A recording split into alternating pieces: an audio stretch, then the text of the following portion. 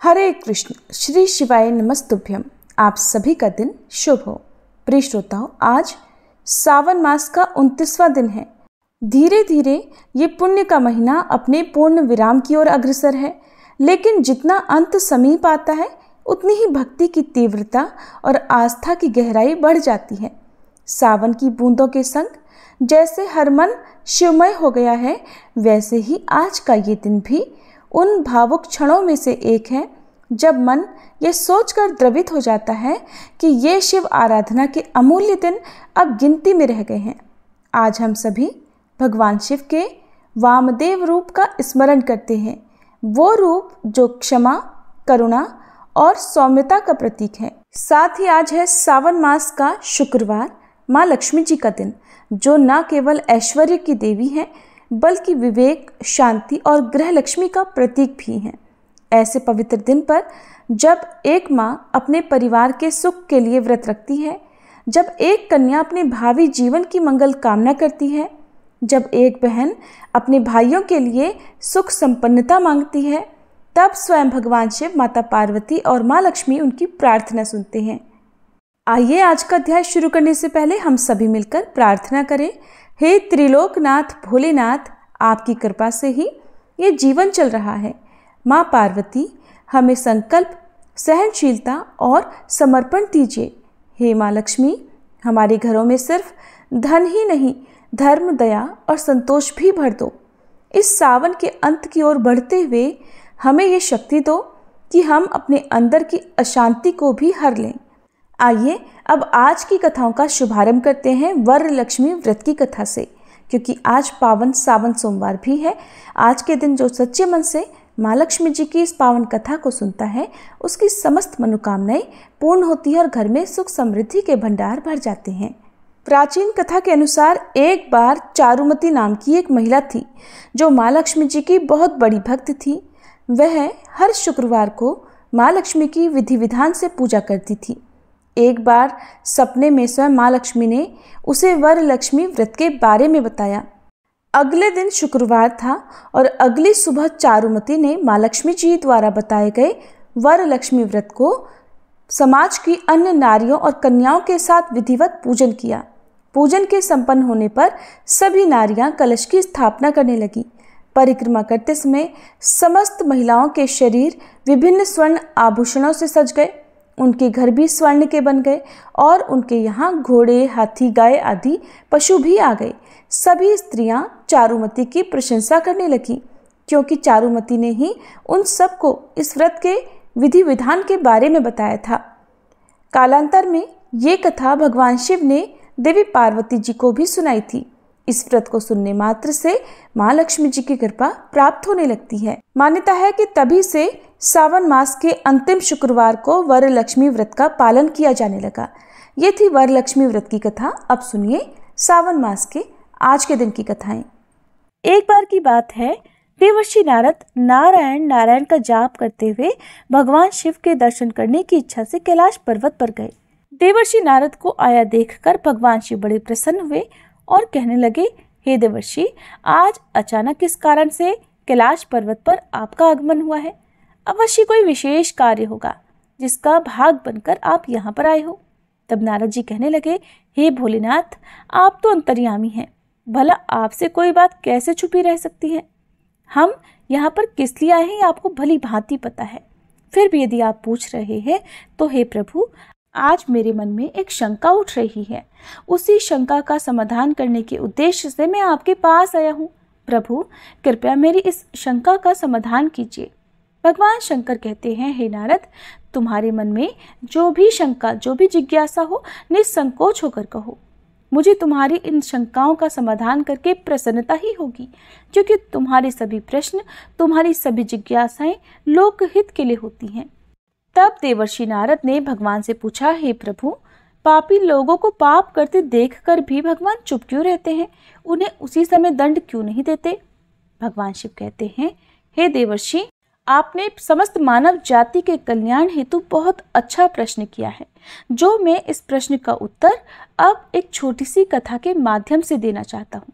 इसलिए तुम इस कथा को ध्यान से और मन लगाकर सुनना। जो भी मनुष्य इस कथा को ध्यान और मन लगाकर सुनता है वो अपने जीवन काल में कभी किसी बात को लेकर कभी पश्चाताप नहीं करता है। वह मनुष्य पाप रहित हो जाता है।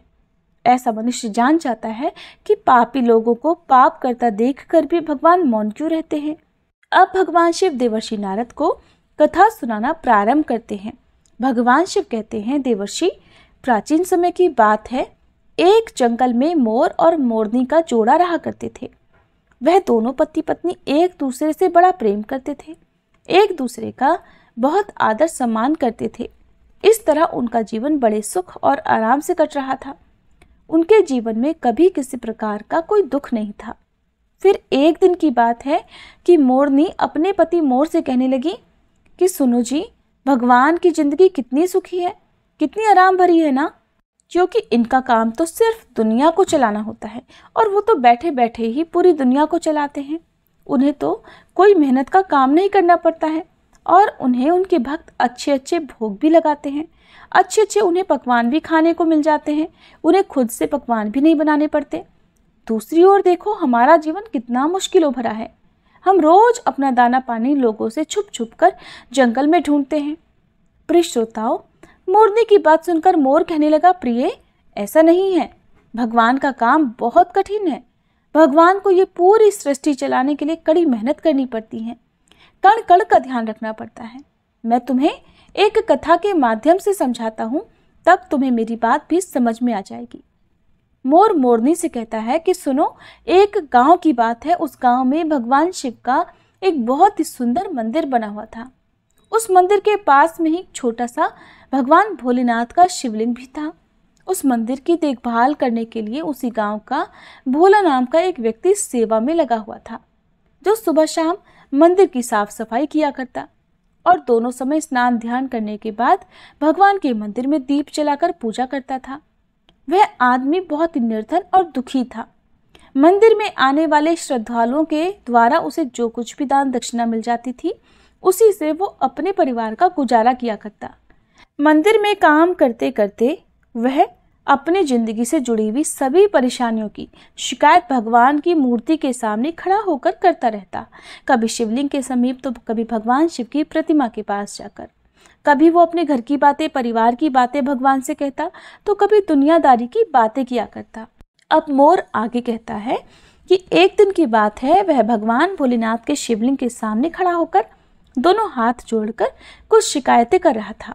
कह रहा था कि हे भगवान, आपकी जिंदगी कितनी आरामदायक है। आप तो बस मंदिर में एक जगह आराम से बैठे रहते हैं और चुपचाप लोगों की प्रार्थनाएं सुनते रहते हैं। कोई आपको लड्डुओं का भोग लगा जाता है तो कोई प्रसाद चढ़ा जाता है। तरह तरह की मिठाइयाँ और पकवान भी आपको यहीं बैठे बैठे खाने को मिलते रहते हैं। आपका जीवन कितना आसान है प्रभु, और मेरी जिंदगी देखो कितनी कठिन है।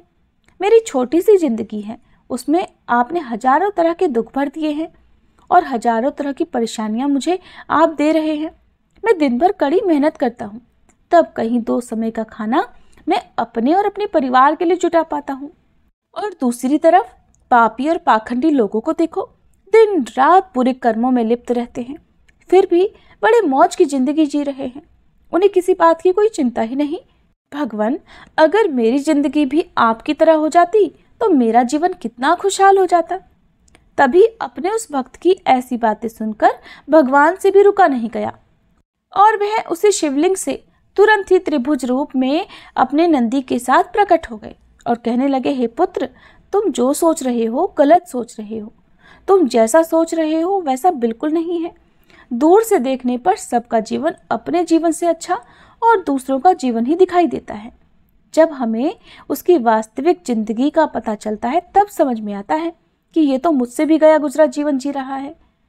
तुम मेरी जिंदगी को बड़ा आसान समझ रहे हो ना। मेरा जीवन उतना आसान नहीं है जितना तुम समझ रहे हो।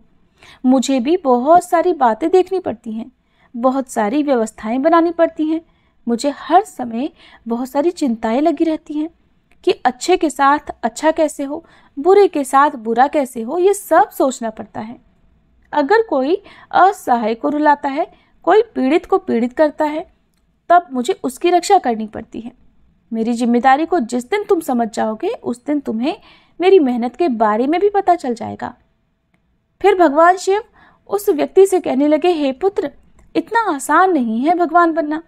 जिस तरह एक पिता बनकर मनुष्य अपनी संतान के लिए अपने दायित्वों को निभाता है, उनके दुख सुख अच्छे बुरे हर बात का ध्यान रखता है, उसी तरह मुझे भी तुम सब का ख्याल रखना पड़ता है।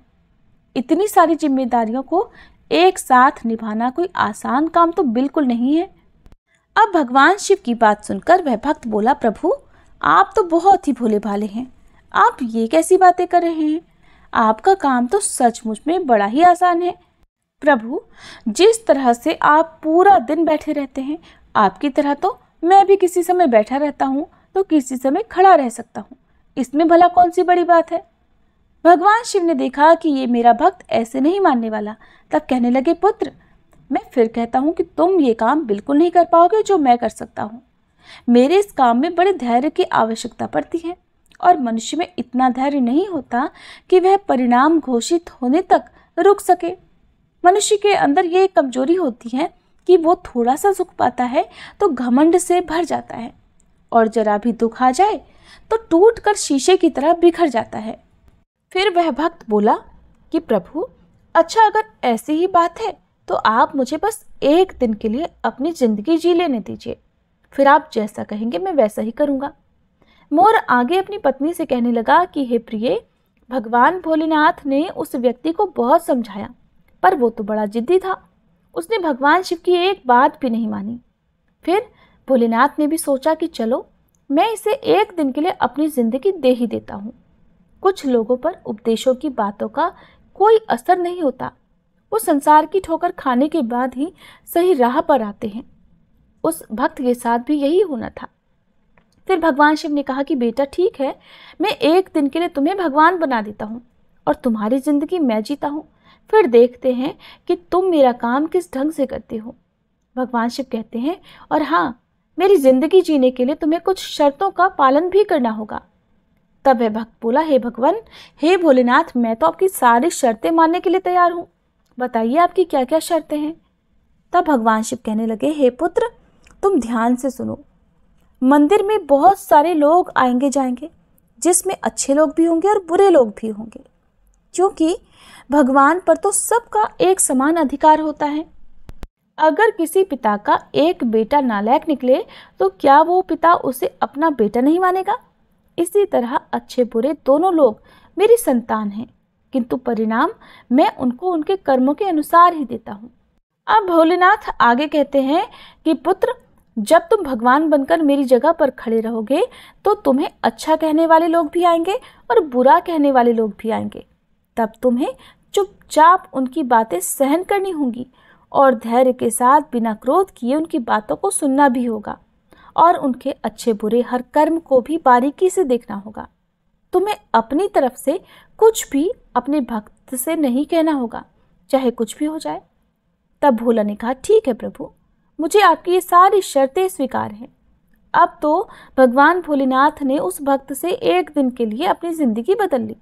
फिर एक दिन के लिए उसे भगवान ने शिवलिंग में विराजमान कर दिया और स्वयं सेवक बनकर मंदिर की सेवा करने लगे।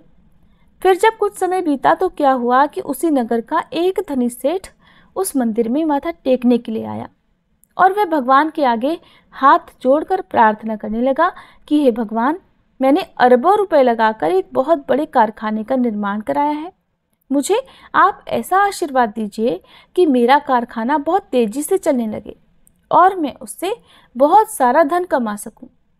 वह सेठ ऐसी प्रार्थना करने के बाद माथा टेकने के लिए जब नीचे झुका तो उसकी जेब से पैसों का भरा हुआ बटुआ निकलकर जमीन पर गिर पड़ा, लेकिन सेठ को अपना बटुआ दिखाई नहीं दिया, जिससे वह वहां से उठकर जाने लगा।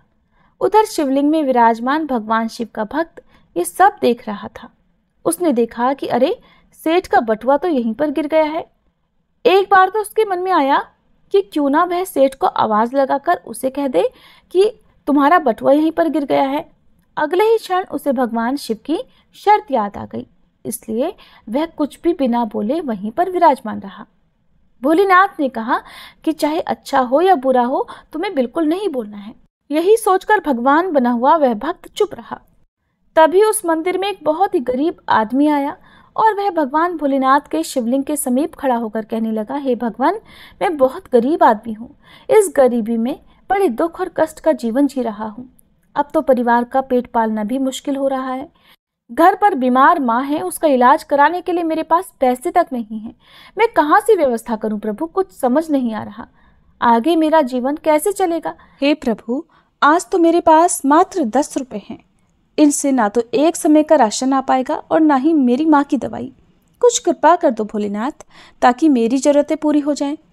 ऐसा कहकर बड़े दुखी मन से वह आदमी जब मंदिर से बाहर जाने लगा, तभी उसकी नज़र पैसों से भरे एक बटुए पर पड़ी। उसने वह बटुआ तुरंत उठा लिया और उसमें बहुत सारे पैसे देखकर वह मन ही मन खुश होने लगा और भगवान को धन्यवाद देने लगा कि हे भोलेनाथ, आप तो वास्तव में बड़े महान हो। आपने मेरी प्रार्थना इतनी जल्दी सुन ली। अब इन पैसों से मैं अपने परिवार के लिए राशन की व्यवस्था करूंगा और अपनी बीमार माँ का इलाज भी कराऊंगा। फिर उधर भगवान बनकर शिवलिंग में विराजमान भक्त सोचने लगा, अरे ये बटुआ तो उस अमीर सेठ का है और ये गरीब आदमी इसे उठाकर ले जा रहा है। एक बार तो उसके मन में आया कि आवाज़ देकर इसे बता दूं कि ये बटुआ उसका नहीं बल्कि एक सेठ का है जो वो लेकर जा रहा है। लेकिन तुरंत ही उसे भगवान भोलेनाथ की शर्त याद आ गई, इसलिए वह चुपचाप रहा। अब गरीब आदमी के जाने के बाद मंदिर में एक व्यक्ति और आया। वह तीसरा व्यक्ति एक सैनिक था जो अगले ही दिन अपने राजा के साथ युद्ध करने के लिए जा रहा था। वह मंदिर में भगवान से प्रार्थना करने आया था कि हे भोलेनाथ, उसकी यात्रा सुरक्षित रहे और वह युद्ध के बाद सकुशल अपने घर अपने परिवारजनों के बीच लौट जाए। वह सैनिक प्रार्थना कर ही रहा था कि इतने में ही वही व्यापारी अपने कुछ लोगों के साथ मंदिर में आया, जिसका पैसे से भरा हुआ बटुआ मंदिर में गिर गया था। जब सेठ ने उस सैनिक को वहां देखा तो उसने सोचा कि जरूर इसी ने मेरा बटुआ उठाया होगा। तब सेठ के कहने पर सेठ के लोगों ने उस सैनिक को पकड़ लिया और उसे पकड़कर ले जाने लगे। ये बात भगवान शंकर बने हुए उस भक्त को बिल्कुल भी सही नहीं लगी, क्योंकि वो सैनिक तो बिल्कुल निर्दोष था। बटुआ तो वह गरीब आदमी लेकर चला गया था। तब भगवान बने हुए भक्त को अपने सामने होता हुआ ये अन्याय का काम बिल्कुल पसंद नहीं आया और वह कहने लगा, हे सेठ, तेरा बटुआ इसने नहीं चुराया है। तेरा बटुआ तो इसने पहले मंदिर में एक गरीब आदमी आया था, उसने उठाया है। अब सेठ और उसके आदमी भला भगवान की बात क्यों ना मानते। उन्होंने तुरंत सैनिक को छोड़ दिया और उस गरीब आदमी को पकड़ लाए। उससे सेठ का बटुआ भी छीन लिया। तब वह बेचारा बड़ा निराश हुआ। उधर जब एक दिन का समय पूरा हुआ तो भगवान भोलेनाथ मंदिर में आए और उधर भगवान बने हुए उस भक्त ने पूरे दिन का घटनाक्रम भगवान भोलेनाथ को सुनाया और बड़े गर्व से कहा, हे प्रभु, आज मैंने एक सैनिक के साथ हो रहे अन्याय को होने से रोक लिया। आपने देखा, एक दिन भगवान बनकर मैंने कितना महत्वपूर्ण काम किया है। तब भगवान शिव अपने भक्त की बातें सुनकर कहने लगे, पुत्र, तुमने ये न्याय नहीं अन्याय किया है। तुमने उस गरीब आदमी को पकड़वाकर उसके परिवार के मुंह से भोजन का निवाला छीना है, उसकी बीमार माँ का इलाज होने से रोका है। ये तुमने बहुत बड़ा अन्याय किया है। वो सेठ बड़ा अधर्मी था। उसने पाप करके करोड़ों रुपए की यह दौलत जोड़ी है। गरीबों का पेट काटकर उनके साथ धोखा करके उसने उन पैसों को इकट्ठा किया है। अगर उसका बटुआ छूट गया था तो क्या हुआ, कम से कम किसी गरीब का तो उन रुपयों से कुछ भला हो जाता और उस सेठ के कुछ पाप भी कम हो जाते। तुमने उस सैनिक को बचाकर भी बहुत बड़ा अन्याय ही किया है। तुम्हें लगता है कि तुमने न्याय किया है। वह सैनिक अपने राजा के साथ युद्ध में जाकर एक कमजोर देश का राज्य हड़पने वाला था। जानते हो उस युद्ध में कितने निर्दोष सैनिक मारे जाएंगे। तुमने उसे बचाकर बहुत बड़ा अन्याय किया है। भक्त को भोलेनाथ की इस बात को सुनकर बड़ा पश्चाताप हुआ। तब वह कहने लगा, हे प्रभु, हे भोलेनाथ, मैं तो वही देख पा रहा था जो मेरी आंखों के सामने हो रहा था। उसके पीछे की सच्चाई कुछ और ही होगी, ये मैं नहीं देख पा रहा था। तब भक्त आगे कहने लगा, हे भोलेनाथ, दुनिया को तो सिर्फ आप ही चला सकते हैं, क्योंकि आप जीवन के हर पहलू को अच्छी तरह से देख सकते हैं, विचार कर सकते हैं, क्योंकि आप जो करते हैं वो अच्छा ही करते हैं। गलत तो हम हैं जो जीवन की वास्तविकता को नहीं समझ पाते और उससे पहले ही आप पर दोष लगा देते हैं। जब हमारे साथ कुछ गलत हो रहा होता है या फिर हमारे मन के अनुसार कुछ नहीं होता है, तो उस समय हम अपना धैर्य खोकर भगवान को ही दोषी मानने लगते हैं। हम ये नहीं समझ पाते कि हमारे साथ हो रहे गलत काम में भी भगवान की कोई ना कोई योजना छुपी हुई होती है, जो आगे चलकर हमारे लिए ही हितकारी हो सकती है। फिर वह भक्त भोलेनाथ से कहने लगा, हे भोलेनाथ, मनुष्य की समझदारी इसी में है कि हमें गंभीरता से काम के आगे और पीछे के परिणाम को अच्छे से सोच लेना चाहिए। अगर आपके साथ आपकी मर्जी के अनुसार कुछ भी नहीं हो रहा, तो उसे भगवान की मर्जी समझनी चाहिए और आगे भगवान जो करते हैं वो अच्छा ही करते हैं। ऐसा सोचकर सिर्फ और सिर्फ अपने कर्तव्य पर ही ध्यान देना चाहिए। उसके बाद भगवान शिव ने उस भक्त से कहा, हे पुत्र, क्या अब तुम्हें पता चल गया कि भगवान बनना इतना आसान नहीं है? फिर वह भक्त कहने लगा, भोलेनाथ, आप जितने भोले भाले हैं उतनी ही सरलता से लोगों के दुख को भी दूर कर देते हैं और उन्हें ज्ञान भी दे देते हैं। हे प्रभु, अब मैं समझ गया हूँ कि कुछ भी बनना आसान है, लेकिन भगवान बनना बिल्कुल भी आसान नहीं है। उसके बाद भगवान भोलेनाथ उस भक्त को तथास्तु कहकर वहां से सीधा कैलाश पर्वत पर पुनः पहुंच गए। अब भगवान शिव देवर्षि नारद से कहते हैं कि वह मोर अपनी पत्नी से कहने लगा, हे प्रिय, अब बात करते हैं उन 2 कारणों की जिनकी वजह से भगवान पाप होते हुए देखकर भी मौन रहते हैं। पहला कारण तो ये कि भगवान तब तक आपकी मदद नहीं करेंगे जब तक आप दुनिया वालों पर निर्भर रहेंगे। जिस दिन आप खुद पर और भगवान पर पूरी तरह निर्भर हो जाएंगे, उस दिन वह आपकी सहायता के लिए अवश्य आएंगे। दूसरा कारण है कि भगवान मनुष्य के कर्म भी देख कर चलते हैं कि किस किस को कहाँ कहाँ पर किस किस कर्म का दंड मिलना चाहिए और किस किस कर्म का फल मिलना चाहिए। भगवान हमेशा आपके अगले और पिछले सभी कर्मों को देखकर ही हिसाब करते हैं। अगर आप भगवान के प्रति समर्पित हो गए तो भगवान कभी भी आपके साथ कुछ भी बुरा नहीं होने देंगे। तब देवर्षि नारद इस कथा को सुनकर बहुत प्रसन्न हुए और कहने लगे, हे प्रभु, आप ही संसार में आदि और अनंत हैं। आज आपने इस कथा को सुनाकर निश्चित ही मेरी शंका का समाधान कर दिया है। प्रभु, आपको बारंबार प्रणाम है। ऐसा कहकर नारायण नारायण कहते हुए देवर्षि नारद वहां से चले गए। जय भोलेनाथ। ये थी आज की कथा। अब सुनिए शिव चालीसा पाठ। जय गणेश गिरिजा सुवन, मंगल मूल सुजान, कहत अयोध्या दास तुम, देहु अभय वरदान। जय गिरिजापति दीन दयाला, सदा करत संतन प्रतिपाला। भाल चंद्रमा सोहत नीके, कानन कुंडल नाग फनी के। अंग गौर शिर गंग बहाए, मुंड माल तन क्षार लगाए। वस्त्र खाल बाघांबर सोहे, छवि को देखी नाग मन मोहे। मैना मातु की हवे दुलारी, वाम अंग सोहत छवि न्यारी। कर त्रिशूल सोहत छवि भारी, करत सदा शत्रुन क्षयकारी। नंदी गणेश सोहित है कैसे, सागर मध्य कमल है जैसे। कार्तिक श्याम और गणराऊ, या छवि को कही जात न काऊ। देवन जब ही जाय पुकारा, तब ही दुख प्रभु आप निवारा। किया उपद्रव तारक भारी, देवन सब मिली तुम ही जुहारी।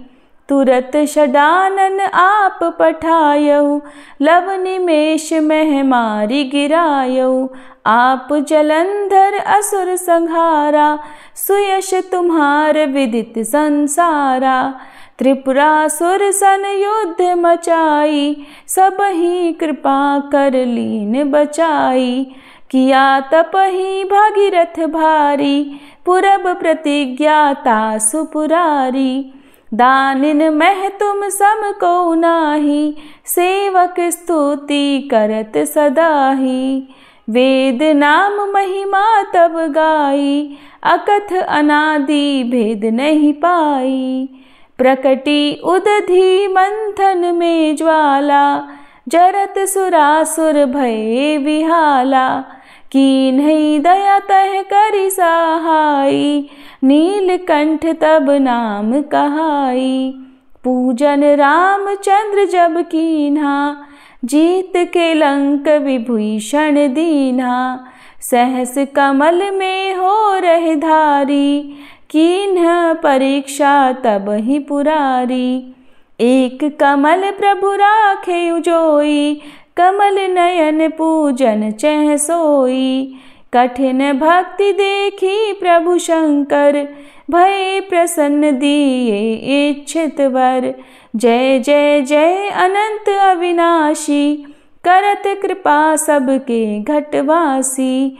दुष्ट सकल नित मोहि सतावे, भ्रमत रहो मोहि चैन ना आवे। त्राहि त्राहि मैं नाथ पुकारो, ये ही अवसर मोहि आन उबारो। लै त्रिशूल शत्रुन को मारो, संकट से मोहि आन उबारो। मात पिता भ्राता सब होई, संकट में पूछत नहीं कोई। स्वामी एक है आस तुम्हारी, आए हरहु मम संकट भारी। धन निर्धन को देत सदाही, जो कोई जाचे सो फल पाही।